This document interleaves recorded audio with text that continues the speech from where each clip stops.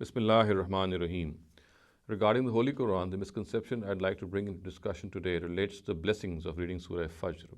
Now, this narrative is found in Al-Wasit, which is Wahid's tafsir, and it is also found in Salabi's tafsir. Both have the same text, although they have different chains of narration. However, Ubay ibn Ka'b and both of them reports from the Prophet Muhammad sallallahu alaihi wasallam. Now, as far as the text of Al-Wasit is concerned, its words are Man qara'a surat al-Fajr fil layal al-ashr ghufira lahu wa man qara'a fi sa'ir al-ayyam kanat lahu nuran yawm al-qiyamah. This means that a person who recites Surah Fajr in those specific 10 nights, he is forgiven. And a person who reads Surah Fajr all the year round, then this surah will become a light for him, nur for him on the day of judgment.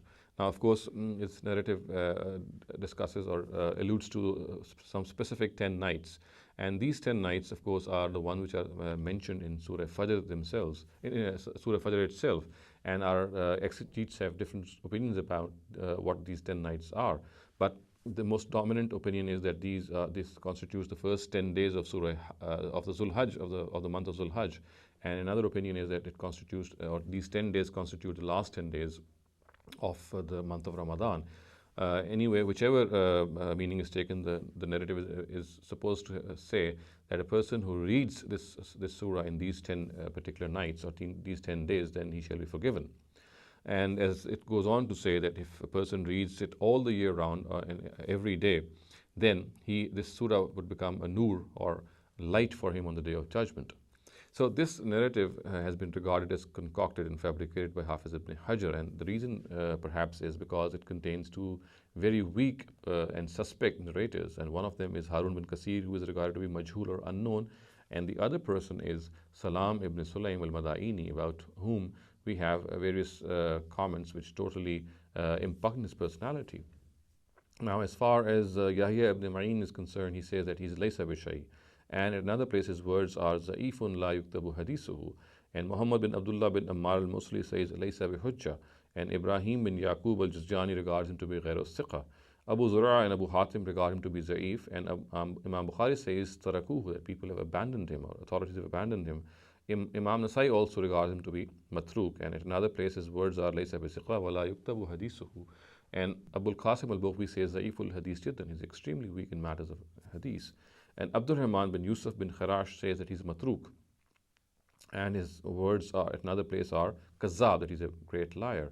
So perhaps on the basis of this information, Hafiz ibn Hajar says that this narrative is totally concocted and therefore should not be relied upon. As far as this narrative is concerned, it is found in Salabi's tafsir. As I said, the text is exactly the same. It's also reported by Ubay ibn Ka'b from the Prophet Muhammad sallallahu alaihi wasallam. However, there are other problems with this narrative, and one of these is that there are two unknown persons or people on whom we do not have any jarh or ta'dil. One of them is Nafil bin Raqim, and the other person is Muhammad bin Sada, about whom we have no jarh or ta'dil. And the second problem with this narrative is that it contains Asim bin Bahdala, about whom we know that he had a very weak memory, and therefore if a narrative is attributed to him and it has no other corroboration, then that narrative cannot be relied upon because of his weak memory.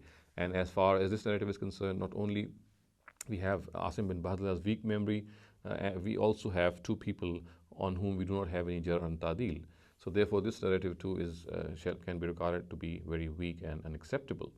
And all in all, we can say that this narrative, whether recorded in Al-Wasit or in Salabi's tafsir, in both of these cases, its chain of narration, they are extremely weak. And as far as the chain of narration of Al-Wasit is concerned, I have already pointed out that Hafiz ibn Hajar regards it to be concocted and fabricated. So all in all, we can say that the proper way to reap the blessings of reading Surah Fajr, or indeed any other surah, is to understand the message of the surah, to act upon it, to spread that message, to reflect upon it. And of course, this will make us have a living relationship with the Quran. And as far as such narratives are concerned as this one, they should be totally disregarded. أقول قولي هذا وأستغفر الله لي ولكم ولسائر المسلمين والمسلمات.